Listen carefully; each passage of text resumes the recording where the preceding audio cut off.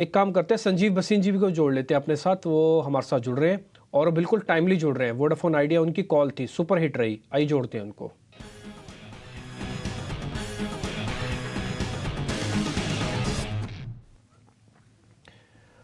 भसीन साहब, बहुत बहुत शुक्रिया, थैंक यू वेरी मच। आपके जोड़ने से जस्ट पहले मैं वोडाफोन आइडिया के बारे में जिक्र कर रहा था और आपको बधाई देना पेंडिंग है, इसलिए मैं बधाई दे देता हूं सर। आपने टाइमली हमको शेयर बताया, बहुत ज़ोरदार चला, लोगों ने अच्छा पैसा कमाया, लेकिन लोग अभी तक ये नहीं समझ पा रहे सर ये शेयर चला क्यों।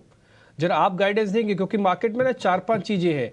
एक एलॉन मस्क की थ्योरी है, कुछ कहते हैं रिफंड आ रहा है, कुछ कहते हैं कि ये वोडाफोन आइडिया सरकार डुओपोली को बचाए रख उसको ख़त्म करेगी, सरकार का 33% स्टेक है, कुछ कहते हैं जी एक्सपोर्ट बढ़ रहा है। ना जाने कितने एंगल हैं सर, थोड़ा क्लियर कर दीजिए। पहले बधाई भी ले लीजिए और क्लियर भी कर दीजिए। गुड मॉर्निंग डिम्पी, आपको और अजय को बधाई तो बिल्कुल होगी। Good morning. जिसको कहते हैं ना रिस्क है तो इश्क है। अगर आपने 10:30-11 में लिया, मेरा जन्मदिन था 25 अक्टूबर, 4 तारीख को दिवाली थी, उसमें कहा टॉप पिक है 11 वाला 18.5, 77% return. Proof of the pudding lies in the eating. अच्छी बैलेंस शीट, डेट, ये सब प्राइस्ड इन होता है, इसे शेयर बाजार कहते हैं। आरईसी पीएफसी 4 गुना बढ़ गए और अभी भी डिमांड है। Don't be too pessimistic and never say never on the stock market. भाव भगवान से, आप समझे, गुजराती में कहते हैं।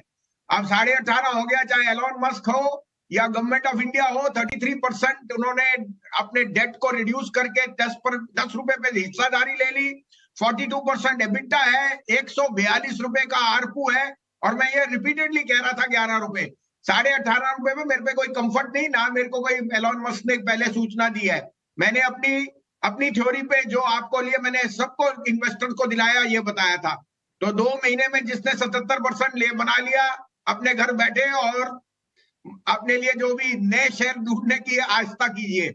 ऐसे ही आपको अभी दिवाली गिफ्ट दिया था, अभी new year gift, DCB bank. कल सारा बाजार एक तरफ था, डीसीबी बैंक ने न्यू हाई मारा है। डीसीबी बैंक 180, 220, 250 रुपए जाएगा इस साल में, याद रखना। क्या बात है, वन साइडेड।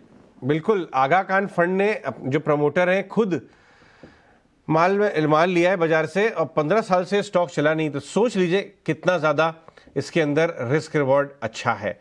तो दोनों स्टॉक्स के लिए डीसीबी की कॉल तो मुझे एकदम याद है, आपने न्यू ईयर के लिए दी थी और आप इसके ऊपर तो बुलिश रही हैं। तो आज ट्रेडिंग के लिए क्या लेके आए वसीम साहब?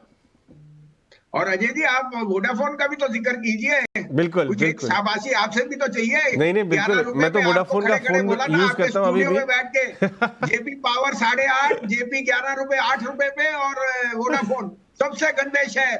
सबसे गंदे शेयर जब दुगने होते हैं ना, दुनिया को सिर्फ ईर्ष्या लगती है, लेकिन कमाते ईटी स्वदेश और ईटी नाउ वाले इन्वेस्टर्स हैं। ये है व्यू।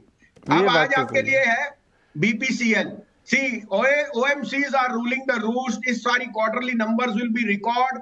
बीपीसीएल का क्वार्टरली नंबर 8,500 का प्रॉफिट आफ्टर टैक्स था, एबिटा मार्जिन हाईएस्ट है। एंड जिस तरह से एचपी आईओसी में आपने रन दिया, BPCL is not kept pace. I still think in the distillates and ancillary businesses BPCL has the maximum share. और मुझे लगता है बीपीसीएल नियर टर्म में 495, 500 जाएगा, लेकिन 550 का टारगेट है मेरा bye before the budget.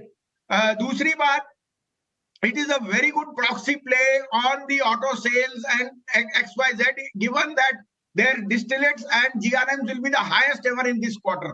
So BPCL is my top pick.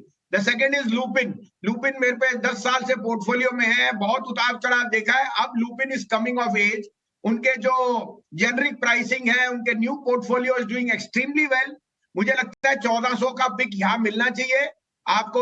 1300 पे लीजिए, 1265 का स्टॉप लॉस।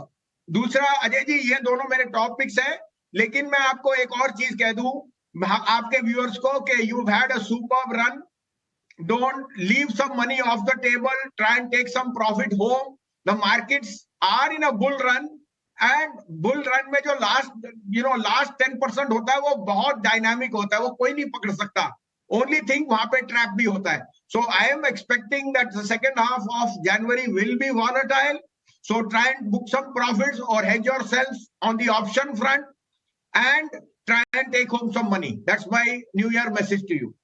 बढ़िया, ये बहुत शानदार आपने मैसेज दी, बहुत जोर से पैसा बना है आपकी उम्मीदों के बियॉन्ड पैसा बना है, अभी भी बन रहा है, लेकिन आप last phase of near term bull run में हो सकते हैं। एक अच्छा शेकआउट आने की उम्मीद है, तो ऐसा ना हो कि MTM गेंस आपके स्क्रीन पे ही रह जाएं। जेब में पैसा आता है वो लेके जाइए और थोड़ा हेज करिए अपने आप को। ये भी हसीन साहब की मैसेजिंग है ओवर एंड अबव जो मल्टी बैगर और बढ़िया मोमेंटम स्टॉक्स जो वो शेयर करते हैं। बहुत बहुत शुक्रिया हसीन साहब ये स्टॉक्स देने के लिए। चलिए आगे बढ़ते हैं और कुछ और स्टॉक्स की तरफ नजर कर लेते हैं। डॉक्टर रेड्डीज की तरफ भी मेरा व्यू जा रहा है, क्योंकि लुपिन पे जो अपग्रेड आया है। विनोद मोदी, ये जो इनका बड़ा प्लांट है, जो 30-40% रेवेन्यूज का प्लांट है हैदराबाद वाला, उसकी तरफ US FDA की कुछ नजरें आई थी। स्ट्रीट बहुत डिवाइडेड था कि प्रोसीजर है या सीवियर है, लेकिन बाजार ने प्रोसीजर की तरफ रुख किया।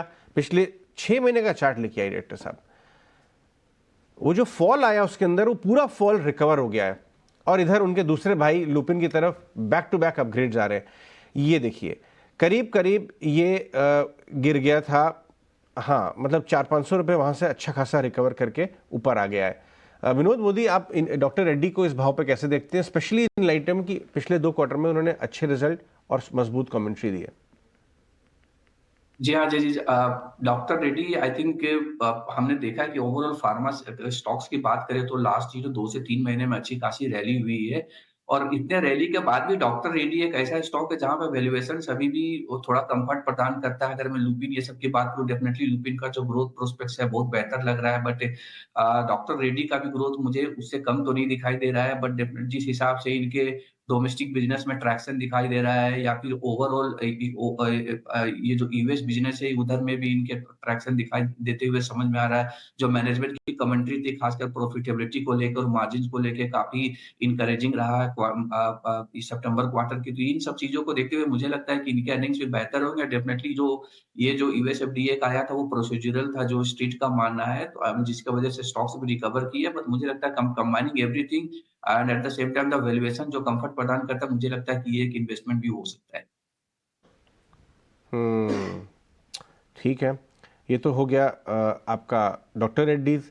टेलीकॉम की बात हो रही है, हमने देखा है कि धीरे धीरे भारती 1000 रुपये के ऊपर कंसोलिडेट करके मजबूती दिखा रहा है।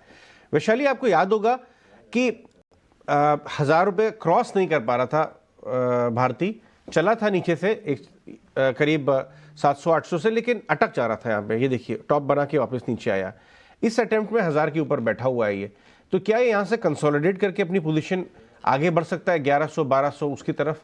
क्या ऐसे ट्रेड करना चाहिए? I would definitely think so, because अब देखें तो भारती एक smooth and slow moving stock है and trend is also very intact. So I think 980, मेरे ख्याल से 980 का एक स्टॉप लॉस लेके चलिए, because market can get volatile. So 980 एक प्रोमिनेंट सपोर्ट है और यहाँ से आप देखते हैं तो अक्यूमुलेट मैं कहने की सलाह दूंगी। और एक बार 1030 1040 को क्रॉस करता है तो I think it's ready for a new price है।